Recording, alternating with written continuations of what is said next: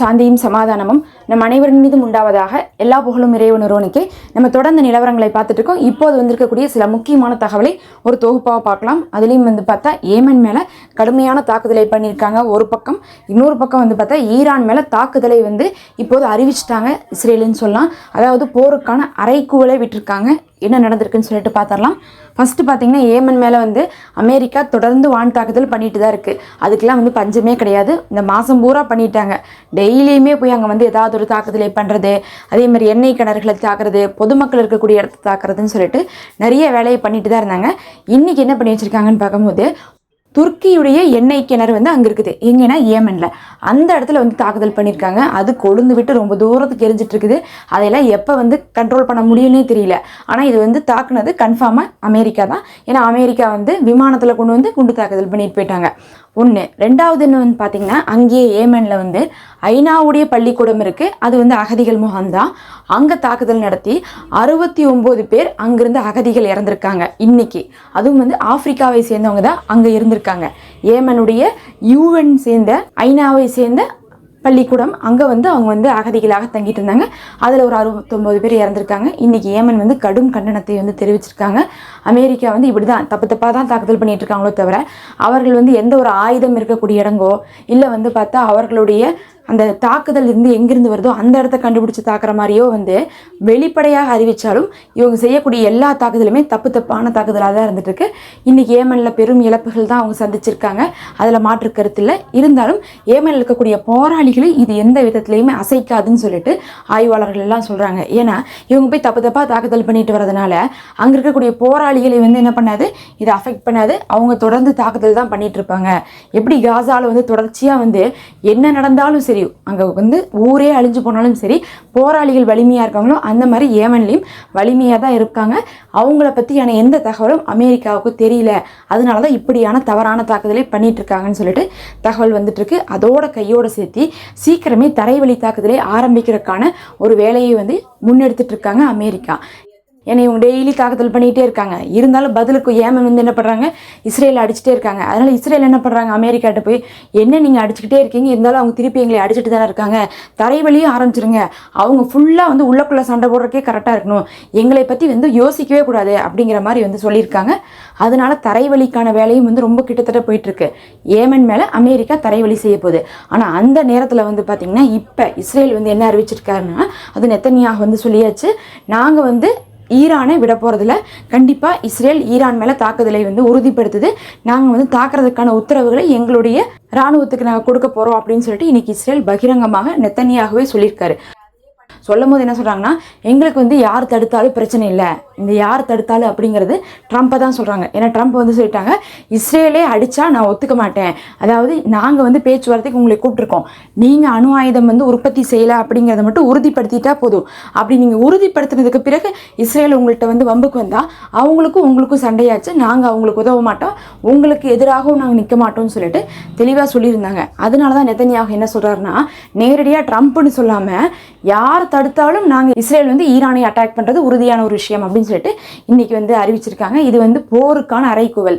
இதையெல்லாம் எதிர்பார்த்து தான் ஈரான் என்ன பண்ணிட்டு இருக்காங்கன்னா, எல்லா வேலைகளையுமே செஞ்சுட்டு இருக்காங்க. ஒரு பக்கம் ரஷ்யாட்ட பேச்சுவார்த்தைக்கு போகிறது, அதேமாதிரி சைனாட்ட பேச்சுவார்த்தைக்கு போகிறதுங்கிறனால சைனாட்ட பேச்சுவார்த்தைக்கு போகிறது, இந்த மாதிரிலாம் செஞ்சுட்டு இருந்தவங்க இன்றைக்கி பெசக்சியன் அவர்கள் என்ன பண்ணியிருக்காங்கன்னா, ஈரானுடைய பிரைம் மினிஸ்டர் அவர் இங்கே போயிருக்காருன்னு பார்க்கும்போது அஜர்பைஜான் போயிருக்காரு. அஜர்பைஜான் எங்கேனா துருக்கி பக்கத்தால் தான் இருக்குது. அது பார்க்கும்போது அங்கே தான் இப்ராஹிம் ரைசி அவர்கள் ஒரு ப்ராஜெக்ட் ஓப்பன் பண்ணுறதுக்காக போனவர் திரும்பி வரவே இல்லை. இந்த அஜர்பைஜான் அப்படிங்கிறது பார்த்தா இஸ்ரேலுடைய அந்த மொசாட்லாம் இருக்குது, அதுக்கான ஒரு பிறப்பிடம்னே சொல்லலாம். அந்தளவுக்கு இஸ்ரேல் சில வேலைகளை அவங்க நாட்டுக்குள்ளே வச்சு செய்யாமல் வெளியே வச்சு செய்வாங்கன்னா அது அஜர்பைஜானில் தான் செய்வாங்க. அதனால தான் அங்கேருந்து எல்லா தகவலும் என்ன பண்ணுவாங்கன்னா மத்திய கிழக்கு முழுவதும் எடுப்பாங்க, எல்லா நாடுகளுக்குமே குடைச்சல் கொடுப்பாங்க. அப்படி இருக்கும்போது அந்த இடத்துக்கே பெசக்சியன் அவர்கள் இப்போ போயிருக்காங்க. இதுக்கு முன்னாடி இப்ராஹிம் ரைசி அவர்கள் அங்கே போயிட்டு வரும்போது தான் ஆக்சிடெண்ட்டில் இறந்தாங்க அப்படிங்கிறது ஒரு பரபரப்பான ஒரு செய்தியாக இப்போது திரும்ப பேசிகிட்டு இருக்காங்க. ஏன்னா கொஞ்ச நாளாக அஜர்பைஜான் கூட கனெக்ஷனே இல்லாமல் இருந்துச்சு ஈரானுக்கு. அப்புறம் கடைசியாக ரைசி அவர்கள் தான் போயிட்டு வந்தார். அதுக்கப்புறம் அவர் இறந்ததுக்கு பிறகு ஏற்கனவே சந்தேகம் முழுவதும் அஜர்பைஜான் மேலே அங்கே உள்ளக்குள்ளே இஸ்ரேல் ஆட்கள் இருக்காங்கன்னு சொல்லிட்டு தான் வந்துட்டு இருந்துச்சு. இந்த நிலைமையில் மறுபடியும் அங்கேயும் போய் தங்களுடைய ஆதரவை திரட்ட போயிருக்காங்க. எதுக்காக ஆதரவை திரட்ட போகிறாங்கன்னா அமெரிக்காவுக்கு நீங்கள் ஹெல்ப் பண்ணாதீங்க அப்படின்னு சொல்லிட்டு சொல்ல போகிறாங்க. ஏன்னா நாளைக்கு போருன்னு வந்துட்டா இஸ்ரேலுக்கு ஹெல்ப் பண்ணுறதே அமெரிக்கா. அப்போ அமெரிக்காக்காரன் எங்கேருந்து ஹெல்ப் பண்ணுறான்னு பார்த்தா அஜர்பைஜான் வழியாக தான் இஸ்ரேலுக்கு வர வேண்டிய எல்லாமே வருது. அதனால தான் என்ன பண்ணுறாங்க, அங்கே போய் பார்க்க போயிருக்காங்க. இதை முன்னிட்டு இப்போது நெத்தன்யா வந்து அடுத்த வாரம் போய் அஜர்பைஜானுக்கு போய் அவர் தன்னுடைய ஆதரவை வந்து திரட்டுறதுக்காக போகிறதாக வந்து இன்றைக்கி அறிவிச்சிருக்காங்க. மாற்றி மாற்றி 2 பேரும் ஒரே இடத்துல போய் எலெக்ஷன்லாம் வந்து பார்த்திங்கன்னா கட்சியை சேர்ந்தவங்களாம் வந்து கேட்பாங்க பாருங்கள், எனக்கு ஓட்டு போட்டுருங்க, எனக்கு ஓட்டு போட்டுருங்கன்னு. அந்த மாதிரி பார்க்கும்போது மாற்றி மாற்றி எல்லாரும் போய் ஆதரவு திரட்டிட்டு இருக்காங்க. ஆனால் அஜர்பைஜானை பொறுத்தளவுக்கு, துருக்கியை பொறுத்தளவுக்குலாம் நம்ம நம்பவே முடியாது. அவங்க முஸ்லீம் நாடுகள் தான் பேர், ஆனால் முஸ்லீம்களுக்கு உதவி செய்ய மாட்டாங்க. இந்த அமெரிக்கா பேச்சு, இஸ்ரேல் பேச்சு கேட்டுட்டு இருப்பாங்க. அதனால அந்த ஆதரவை நம்ம வந்து என்ன பண்ண முடியாது, நம்ப முடியாது. ஆனால் இப்போ வந்து ஈரான் மேலே போருக்கான அறைகூவலை வந்து இஸ்ரேல் விட்டுருச்சு. எந்த நேரம் வேணால் அட்டாக்குக்கு வந்து ரெடி ஆகிட்டு இருக்காங்க அப்படிங்கிறது தான் அர்த்தம். கண்டிப்பாக இஸ்ரேல் அடிக்க தான் போகுது. ஈரானை கண்ட்ரோலில் வச்சுக்க வேண்டியது எங்களுக்கு அவசியமாக இருக்குது. அவங்கள்ட்ட அணு ஆயுதம் இருக்கக்கூடாதுன்னு சொல்லிட்டு நாங்கள் எதிர்பார்க்குறோம்னு சொல்லிட்டு தெளிவாகவே வந்து நெத்தன்யாகு இன்னைக்கு பேட்டி கொடுத்தாச்சு. அதுலேயும் வந்து இப்போ ஒரு 2 நிகழ்வுகள் நடந்திருக்கு ஈரானுக்குள்ளே. அது ஏற்கனவே வந்து இஸ்ரேலுடைய வேலையா அப்படிங்கிற அளவுக்கு சந்தேகத்தை கிளப்பிட்டு இருக்கு ஈரானுக்கு. ஏன்னா ஒன்று வந்து நம்ம பார்த்தோம், அந்த பந்தர் அப்பாஸ் அப்படின்னு சொல்லக்கூடிய ஹார்மோஸ் ஜலசந்தியை சேர்ந்த ஹார்பரில் வந்து ஒரு பெரிய வெடி விபத்து ஏற்பட்டுச்சா, அந்த வெடி விபத்துக்கு காரணமே இஸ்ரேலாக தான் இருக்குமோ, இஸ்ரேலுடைய மொசாட்டா அப்படின்னு சொல்லிட்டு தான் விசாரிச்சுட்டு இருக்காங்க. 2வது இன்னைக்கு வந்து பார்க்கும்போது சைபர் அட்டாக் நடந்திருக்கு. ஈரானுடைய முக்கியமான அஃபீஷியல் பேஜஸ் எல்லாம் என்ன பண்ணியிருக்காங்க, ஹேக் பண்ணியிருக்காங்க. உடனே இஸ்ரேல் வந்து எங்களுக்கு இதுக்கு சம்மந்தம் இல்லைன்னு சொல்லியிருக்காங்க. இஸ்ரேல் எப்பெல்லாம் வந்து முந்தி அடிச்சுட்டு சம்மந்தம் இல்லைன்னு சொல்கிறாங்களோ அப்போவே அவங்க மேலே தான் நமக்கு அதிகமாக சந்தேகமாக இருக்கும். இப்போ அடுத்தடுத்து இந்த விஷயம்லாம் நடந்துட்டு இருக்கு. முந்தா நேற்று ஒன்று நடந்தா, நேற்று ஒன்று நடந்தா, இன்னைக்கு ஒன்று நடக்குதுன்னா அடுத்தடுத்து செய்கிறாங்கன்னா இஸ்ரேல் வந்து நம்மளை எப்படி திசை திருப்பி போற ஆரம்பிக்க போகிறாங்களோ அப்படிங்கிற அளவுக்கான ஒரு கேள்வியை வந்து ஈரானுக்கு எழுப்பி இருக்குது. இந்த மாதிரி தான் வந்து பார்த்தீங்கன்னா லெபனான்லேயே பண்ணாங்க. ஃபர்ஸ்ட் ஏதோ ஒரு 2-3 விஷயத்தை வந்து அப்படியே அடுத்தடுத்து செய்வாங்க.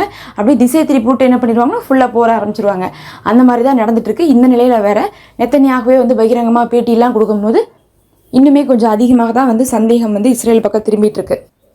இப்போதைக்கு இஸ்ரேல் வந்து அடங்குற மாதிரி தெரியல. ஏன்னா வந்து பார்த்தோம்னா நம்ம லெபனானில் நம்ம சொன்னோம்ல கடுமையான தாக்குதலை முன்னெடுத்தாங்கன்ட்டு இப்போ ஒரு செய்தி வந்திருக்கு. இப்போதும் வந்து பார்த்திங்கன்னா ஒரு பில்டிங்கு, அந்த பில்டிங்கை வந்து என்ன பண்ணியிருக்காங்கன்னா அனௌன்ஸ் பண்ணிவிட்டு ஆள் இல்லாத நேரமாக பார்த்து 300 மீட்டர் தூரத்துக்கு வந்து என்ன பண்ணியிருக்காங்க, வான் தாக்குதல் பண்ணி அழிச்சிருக்காங்க.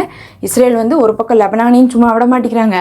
அதுக்கப்புறம் இன்னொரு பக்கம் வந்து பார்க்கும்போது ஈரானையும் வம்பு கிழிப்பையும் தான் சொல்லிட்டு இருக்காங்க. அவங்கள பொறுத்தளவுக்கு வந்து இந்த போரை வந்து நிறுத்திடவே கூடாது, என்ன பொதுமக்கள்லாம் நிறுத்த சொல்கிறாங்கன்னு சொல்லிட்டு தான் நெத்தன்யாகு அவசரமாக அதை அப்படியே கொண்டு போய் ஈரான் வரையும் கொண்டு போயிடலாம், எங்கேயாவது வந்து நிற்கிறதுக்கு சான்ஸுன்னு கொஞ்சம் நெஞ்சம் இருந்தால் கூட ஈரான் வரையும் பிரச்சனை போகும்போது அது நிற்கவே நிற்காது. அதனால தான் வந்து என்ன பண்ணுறாங்கன்னா ஈரான் மேலே அட்டாக் பண்ணுறதுக்கான ஆர்வத்தையும் வந்து நெத்தன்யாகு தொடர்ச்சியாக காமிச்சிட்ருக்காரு. இப்படி ஒரு நிலைமை நடந்துட்டுருக்கு. அப்படியே நம்ம அங்கேருந்து கொஞ்சம் காசாவுக்கு வந்தோம்னா, காசாவில் என்ன ஒரு தகவல் வந்திருக்குன்னா, அவங்க மறுபடியும் அவங்களுடைய ஆயுதங்களை உற்பத்தி பண்ண ஆரம்பிச்சிட்டாங்க. உற்பத்தி பண்ணி வந்து களமிறக்க ஆரம்பிச்சிட்டாங்கன்னு சொல்லிட்டு தகவல் வந்திருக்கு. அதாவது வந்து ஆயுதங்களை பொறுத்தளவுக்கு வந்து அவங்கள்ட்ட ஆரம்பத்திலே இருந்தது தான் வந்து பயன்படுத்திட்டு இருந்திருப்பாங்க. அதுக்கப்புறம் வந்து பார்த்தா இந்த 1.5 வருஷத்தில் வெளியிருந்து எதுவுமே உள்ளே போகிறதுக்கு வழி இல்லை. ஈரானே கொடுக்கணும்னு நினச்சா கூட மேலேருந்து வானத்துலேருந்து தான் கொண்டு கீழே போட முடியும், ஒன்றுமே பண்ண முடியாது. இஸ்ரேல் எல்லா பக்கமே வளைச்சி பிடிச்சி வச்சுருக்காங்க. அதனால் வந்து தரை வழியாகவும் வராது, அதே மாதிரி வந்து பார்த்தா பங்கர் வழியாகவோ இல்லை மேல் வழியாகவோ வர்றதுக்கு சான்ஸ் இல்லை. ஆனால் புது புது ஆயுதங்கள் இப்போ வர ஆரம்பிச்சிருக்கு. அப்படின்னா என்ன அர்த்தம்னா இந்த 1.5 வருஷத்துக்குள்ளே அவங்களுடைய ஃபேக்ட்ரி வந்து ஆயுத ஃபேக்ட்ரி காசாவுடைய பங்கரில் இருக்குது. அந்த பங்கரில் இருக்கிறத வந்து அவங்க யூஸ் பண்ணி தயாரித்து புது ஆயுதங்களை கூட களமிறக்க ஆரம்பிச்சிட்டாங்கன்னு சொல்லிட்டு இன்றைக்கி இஸ்ரேலுடைய இராணுவத்தை சேர்ந்தவங்க சொல்லிட்டு, இது எவ்வளோ நமக்கு டேஞ்சர் தெரியுங்களா, இது நம்ம தோல்வியை நோக்கி போடுவதற்கான பெரிய அடையாளமாக இருக்குன்னு சொல்லிட்டு சொல்லியிருக்காங்க. இதெல்லாம் வந்து பார்த்திங்கன்னா முக்கியமான செய்திகள் இன்றைக்கி நடந்தது. நம்ம இன்னும் சில தகவல்களோடு அடுத்த ஒரு காணொலியில் சந்திப்போம். தொடர்ந்து இணைந்திருங்கள்.